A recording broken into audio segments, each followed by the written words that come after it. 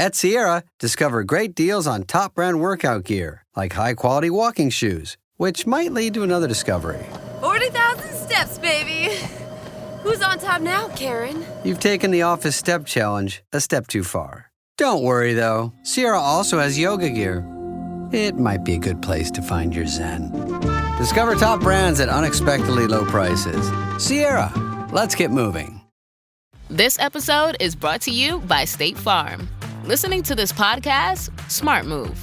Being financially savvy? Smart move. Another smart move? Having State Farm help you create a competitive price when you choose to bundle home and auto. Bundling, just another way to save with the personal price plan. Like a good neighbor, State Farm is there. Prices are based on rating plans that vary by state. Coverage options are selected by the customer. Availability, amount of discounts and savings, and eligibility vary by state.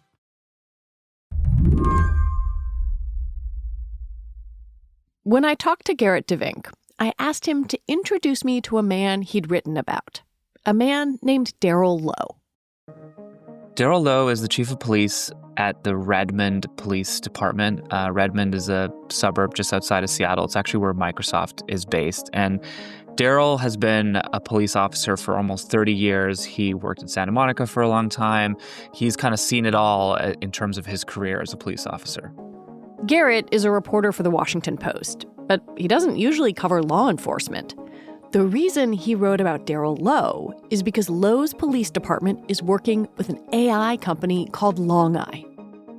They're an AI company here in San Francisco that is trying to sell AI tools, chatbot kind of thing, ChatGPT for police.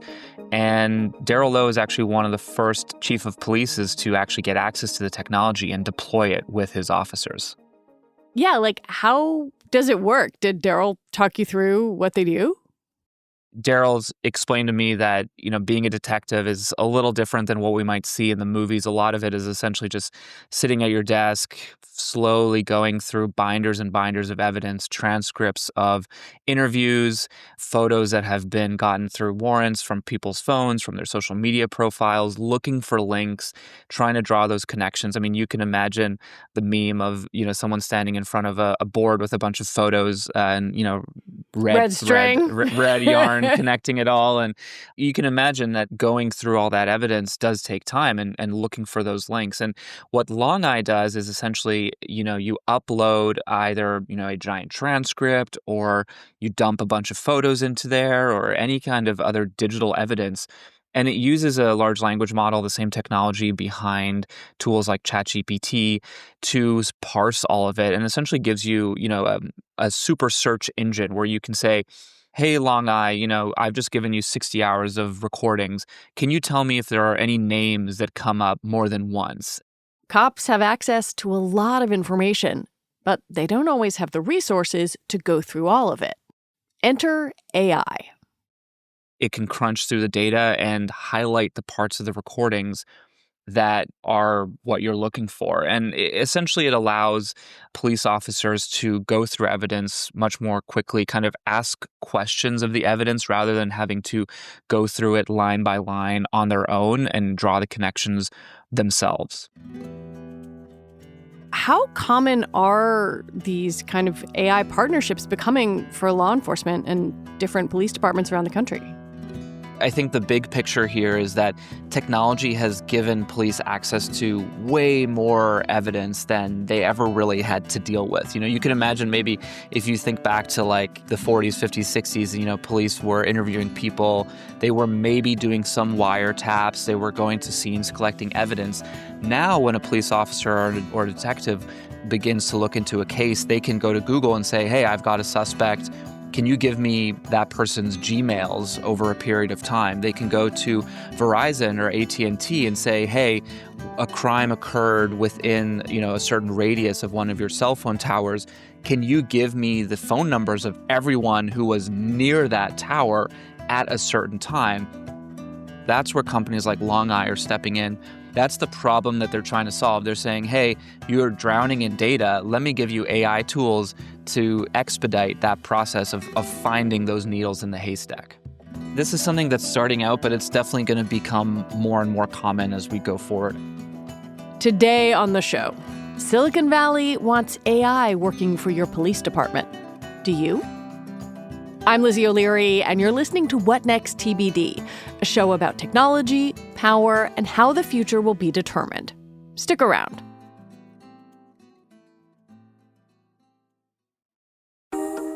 When it comes to what your family eats and drinks, you know your choices matter.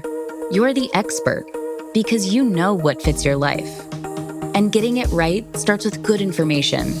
That's why America's beverage companies are sharing more information about our ingredients at goodtoknowfacts.org. No spin, no judgments, just the facts straight from the experts for more than 140 beverage ingredients. Visit goodtoknowfacts.org. This episode is brought to you by Saks Fifth Avenue. Saks Fifth Avenue makes it easy to get creative with your personal style and find the best arrivals for fall. Whether you're trying out the latest fashion trends or curating a closet that stands the test of time, Saks has you covered. Saks makes shopping feel personal. Their trusted in-store stylists are there to guide and inspire you, helping you find pieces that fit every aspect of your lifestyle. Prefer online shopping? Saks.com offers a curated selection tailored to your taste. From new arrivals by your favorite designers like Prada jackets and Gucci loafers to stylish pieces for your everyday needs. Whether it's date night, a vacation, a special occasion, or just lounging in style, Saks helps you find the perfect look for every occasion. If you want shopping to be fun and easy, then head to Saks Fifth Avenue for inspiring ways to elevate your personal style every day. It's worth saying how important data has become to policing over the last 20 years. Law enforcement often has access to audio and video from crime scenes and to people's digital footprints, where they go, what they buy, what they like on social media. I mean, they have all of the above. A lot of the time when they get information from the big tech companies, I mean, that is done through warrants. So there's obviously laws and procedures. But a lot of civil rights, advocates say that, there's too much data going back to police, that it's too easy for them to get access to people's individual digital footprints. And, often people who are not even necessarily involved with the crime or connected to it in any way because they happen to be close to that cell tower, all the data was requested. They're now being sucked into police databases, and we don't know how long that information stays there. There's sort of a patchwork of different state laws when it comes to privacy. We don't have a federal standard. But I mean, essentially anything you can imagine, police do theoretically have access to. There's also, large data broker companies in the United States that will sell data to police without a warrant. So these are companies that kind of started out tracking people's digital footprints online in order to advertise to them and target advertisements towards them. But they also pick up that data and they can kind of sell it to the highest bidder. And police and federal agencies and also agencies from other governments have been known to buy this data and use it as part of the evidence that they have access to. And that kind of thing is not protected by a warrant. Other things that might happen is, if you're arrested, police might ask to look at your phone. And if you give them access to your phone, they could just pull everything off of it. I think people just need to remember that anything you do on your phone, anything you do on the internet, either through a warrant or through some other method, if a law enforcement or a national security agency really wants it, there is a way for them to get it. I was really struck in your reporting by just how much that had increased over the last decade. I think one of the numbers that you put out was in the first half of 2014, Google got about 12,500 requests for data from police and national security agencies. And then for the first half of 2024, that number went up nearly fivefold to 61,000. That's just an astonishing amount. Yeah, I mean, you can imagine that it's a huge potential data trove. And if you're an investigator, you want your hands on everything that you can get to try to make your life easier, to prove your case. If you're a prosecutor, you want all that evidence to be able to line up your arguments so that when you go into court, you win your case. And I think as police have sort of a lot of the way this starts is it might start initially with, larger, more tech-savvy police departments. You can imagine NYPD or LAPD, organizations that have thousands of employees, have their own tech experts. They're the ones who sort of first realize, there's a new technology out there. we can use that. We can send warrants to those companies to get that new piece of evidence. And then as time goes on, smaller police departments realize that they can do it as well. And so something that was maybe focused on major FBI investigations of, transnational crime rings, trying to get emails to prove these major cases, now goes to the point where, a small county sheriff's department might be asking Google for information to, look into property crime. And so that's the way things go. I mean, if something is legal, police are going to want to use it to do their job. Police are going to do whatever they can to do their job, just like any of us would. And, that's kind of the way things have gone over the last few years. Well, that brings us to the data question and kind of where we started this conversation with Long Eye. It is so much about sorting. How much do we know about kind of how widespread AI use is for this kind of sorting and pattern recognition and, I don't know, for lack of a better term, like data examination by law enforcement?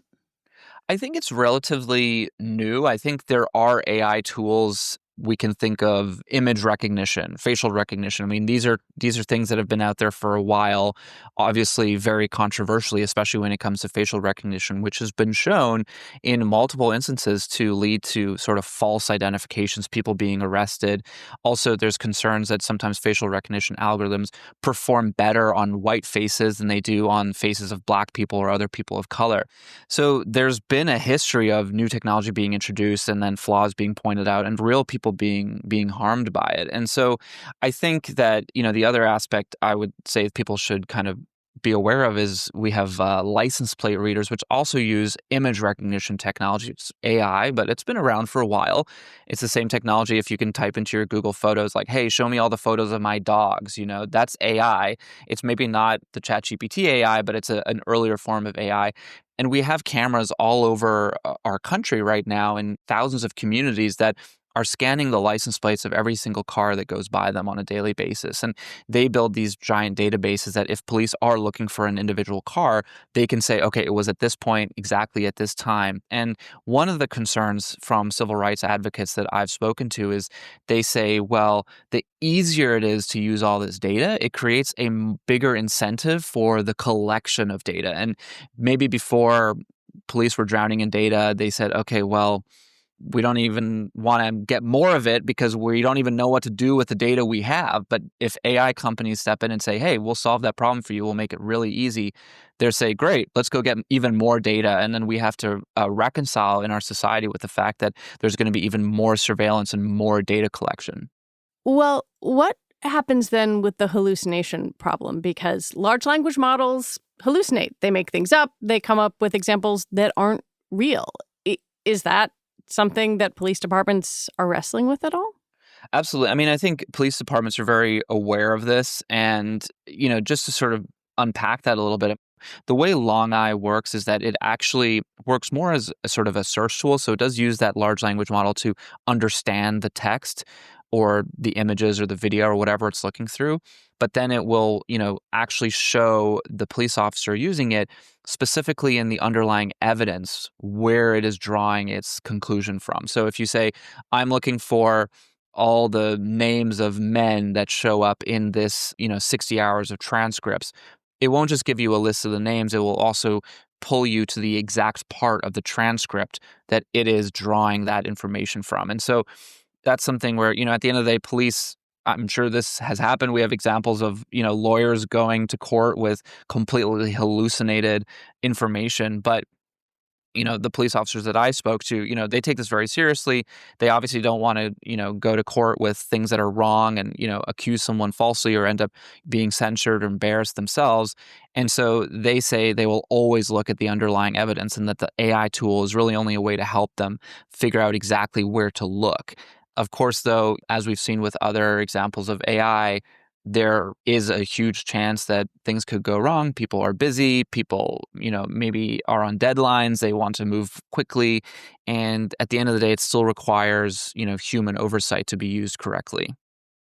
One of the threads in your reporting that was the most interesting to me is how I think attitudes in Silicon Valley have shifted toward law enforcement. I would argue that 15, maybe even 10 years ago, there was much more reticence on the part of big tech to get involved. There was much more of a show me a warrant and then we'll talk attitude. Do you think that has shifted, and why? I definitely think that has shifted. I think it's true. Silicon Valley's culture traditionally has been very sort of libertarian, we're independent, we do our own thing, we're creating the future, we don't need to work with the government. And from a commercial perspective, the government has traditionally been seen as a pretty bad customer for Silicon Valley because it's bureaucratic. There's kind of only one entity that you're selling to versus, for Silicon Valley companies, they want to move really quickly. They want to grow really fast. They want to move fast and break things. They want to ship products that maybe aren't 100% finished. And so, at the end of the day, Silicon Valley is kind of driven by those commercial incentives. They want to sell a lot of stuff. They want to make a lot of money. They want to grow really fast. The best example of this is Palantir. The company's stock price is up roughly 340% since last year. That type of growth has executives at other companies in Silicon Valley saying, hey, I want that too.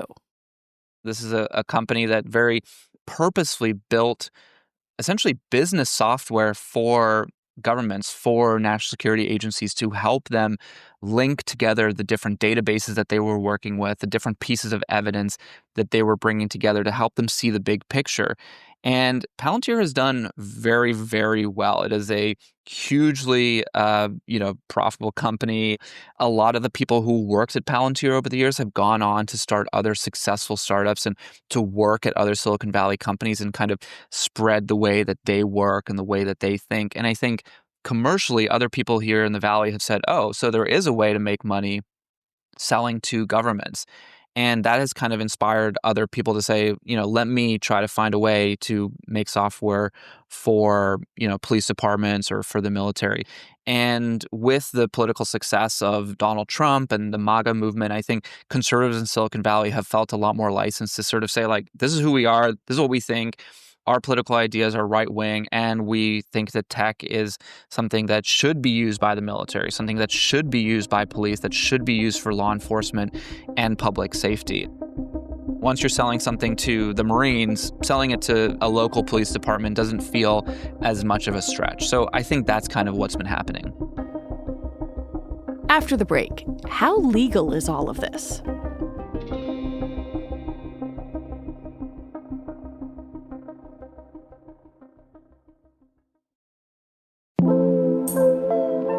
Looking to make a huge difference for your business? Check out Quo, formerly OpenPhone.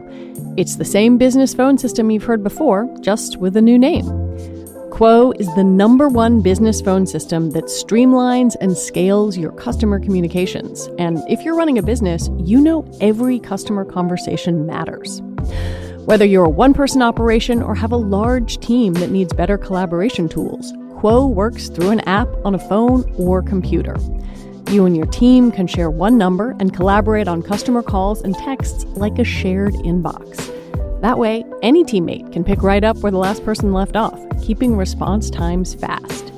See why over 90,000 businesses trust Quo to manage their business's calls and texts. Get started free, plus get 20% off your first 6 months at quo.com/TBD. That's QUO.com/TBD. And if you have existing numbers with another service, Quo will port them over at no extra charge. Quo. No missed calls, no missed customers.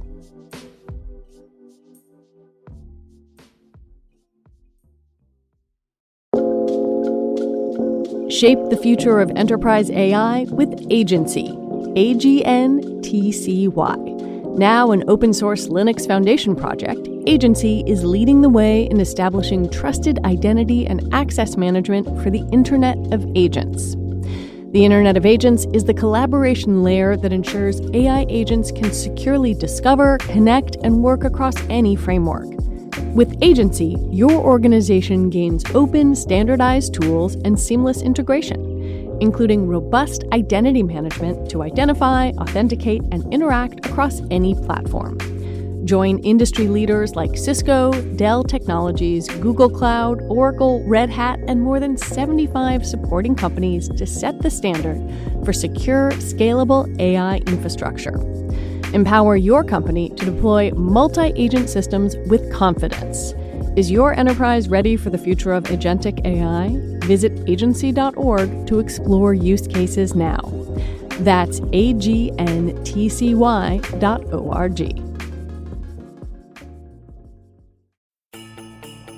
The holidays have arrived at the Home Depot, and we're here to help bring the excitement with decor for every part of your home. Check out our wide assortment of easy-to-assemble pre-lit trees so you can spend less time setting up and more time celebrating. And bring your holiday spirit outdoors with unique decor like one of our Santa inflatables. Whatever your style, find the right pieces at the right prices this holiday season at the Home Depot. How does this all get figured out in court? I'm thinking of the example of, say, a geofence warrant where law enforcement says, okay, Google, turn over the data of all the people who are in X or Y place, adjacent to this crime, or, as we have seen in some cases, adjacent to this protest. How does the court system handle this? Yeah, I mean, this is one of the other things that civil rights advocates, defense lawyers are pretty concerned about when it comes to the use of technology by law enforcement, because police will figure out a new way of getting evidence. The geofence warrants is an example that you provided. Cell tower dumps, which is when you get all the data from a specific cell tower. And there's also these, reverse keyword search warrants where they say to Google, give me the names of everyone who searched for a specific address on Google search over a period of time because a crime was committed at that address. These are highly controversial, and a lot of lawyers, legal scholars feel that they are actually unconstitutional. The Constitution protects Americans from unreasonable searches. So this would be a Fourth Amendment issue. Exactly. And so police, they see the technology, they kind of start experimenting with it, they start moving forward. The tech companies who have their own lawyers, they don't necessarily give everything willy-nilly, but broadly, I would say the tech companies do give police more or less what they ask for. They do try to narrow it down sometimes, and sometimes there's a bit of a back and forth. But Google, for example, their own data shows that in around 90% of police requests, they do provide at least some data to the police. All of this is happening before anything even goes to court, right? I mean, this is part of the investigatory process. And sometimes a case will go to trial, and it won't even be clear that these high-tech forms of getting evidence were even used, because maybe the police use a geofence warrant or a cell tower dump in order to, find a few suspects. And then they use other methods to confirm that information and bulk up their case with more evidence that might be more traditional. Maybe they interviewed someone and they admitted to the crime. And then when they go to court, they don't even necessarily say to the court, oh, by the way, the reason we arrested this person in the first place before they confessed was because they showed up in a geofence warrant. And so it's not always clear what evidence was used and that kind of thing. You actually need someone to fight back or to sue to say, hey, I don't think, this was fair. They need to know that that's how the police found them in the first place, which isn't always clear. Suspects are not always clear exactly how the police came to figure out that they were a person of interest in the case. And so a lot of this is happening, and there isn't really a potential for a judge to weigh in and say, hold on a second, this violates the Constitution. And so that often takes several years before those cases really wind their way up. Then, of course, there's appeals. Sometimes they have to go to the Supreme Court. And we have a situation where police may be using technology for a decade before the Supreme Court weighs in on whether it's constitutional or not. Well, this leads me to how Americans feel about this, because on the one hand, Americans are often willing to trade privacy for convenience, but on the other, places are starting to push back on having some of these products out and functioning in public. It's a complex issue, and I agree with you that, this sort of cynical view is like, oh, like clearly we don't actually care about privacy, even if we say we do, because we are all using social media, or, for the most part, we're all using the internet. We kind of vaguely know that our phones and web browsers are tracking us, but it just feels like there's nothing we can really do. We all need to use Gmail, even though we know that, they can access our information, because that's just the way the world is. And people are kind of worried about other things. And at the same time, I agree with you. I think people do consistently say they're uncomfortable with these things. And I do think that when you kind of take something, okay, maybe people are okay with their privacy being invaded for commercial reasons, to get better ads. Maybe they're like, it's not the end of the world if Nike knows that I like red shoes instead of green shoes. But then if you say, and you sort of extrapolate that and say, oh, they also won't care if their police department knows exactly where they're going every day in their car, people say, whoa, whoa, whoa, those are different things. Well, there's also the issue right now of these large-scale deportation efforts by the Trump administration. Do we know if local law enforcement that is using some of these automated tools, do they share data with federal agencies? Yeah, I mean, there's been some reporting that here in California, some local law enforcement agencies who have access to license plate readers, those are the cameras that scan every time a car goes by and log that license plate, have been sharing that data with ICE and other federal authorities, even though in California, there is actually some legislation that says local police departments are not supposed to just willy-nilly share the data that they collect with other federal entities or other police departments. And so there's kind of the law and the expectation, and then there's the reality, which is that, there are dozens of police departments in each state. Some have access to technology, some don't. Some have relationships with federal agencies, some don't. And it's a pretty complex picture. And so I do think that there is definitely data that is maybe being, someone set up a camera saying this is only because we've had a lot of break-ins in this neighborhood, or we've had a lot of suspicious vehicles. We want to protect our community. And then suddenly that same information is being shared with the federal agency and used for a completely different purpose than what it was initially intended for. When I read your reporting, I kept thinking about something that billionaire Larry Ellison from Oracle said last year, which is we're going to have supervision. Every police officer is going to be supervised at all times. And if there's a problem, AI will report that problem and report it to the appropriate person.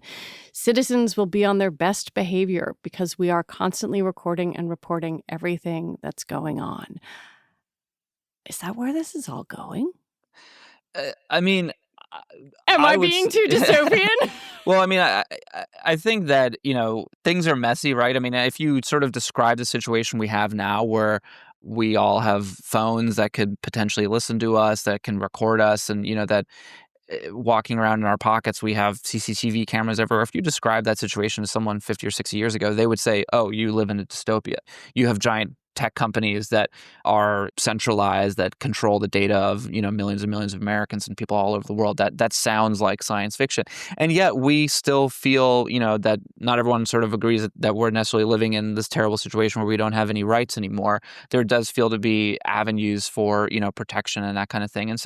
And I do think that the tech companies have responded to people's concerns. It is possible to dig into your settings and stop the amount of data that is being collected on you. Maybe not 100%, but we are able to sort of have a bit more control over this than we were when these products were initially launched. So I feel like in this country, things are, messy and complicated, and there's lots of different people with different incentives and ideas and desire to kind of change things or not change things. And so I'm not sure if it will be that perfect and pat where we're all living in, this terrible Minority dystopia, Report. Minority Report. But, the thing is, there are definitely people in Silicon Valley who say, well, if we had perfect surveillance, then no one would ever commit a crime. And, if you're not a criminal, you shouldn't worry about that, right? Which is kind of the canonical thing that people say at the beginning of a dystopian sci-fi. And so it's definitely something people should be aware of, and they should be paying attention to, they should be thinking about. And if they don't like the direction things are going, they should be advocating to change that.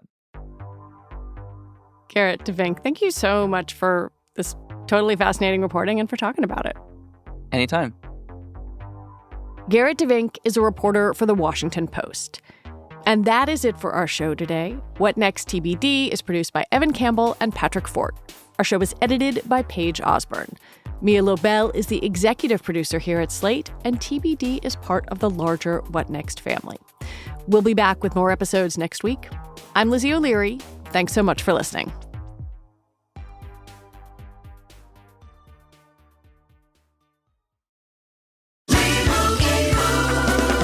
Doug. Here we have the Limu Emu in its natural habitat, helping people customize their car insurance and save hundreds with Liberty Mutual.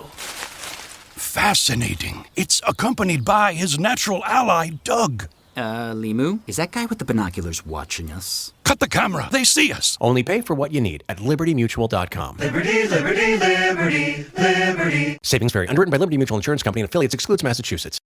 It's okay not to be perfect with finances. Experian is your big financial friend and here to help. Did you know you can get matched with credit cards on the app? Some cards are labeled no ding decline, which means if you're not approved, they won't hurt your credit scores. Download the Experian app for free today. Applying for no ding decline cards won't hurt your credit scores if you aren't initially approved. Initial approval will result in a hard inquiry, which may impact your credit scores. Experian.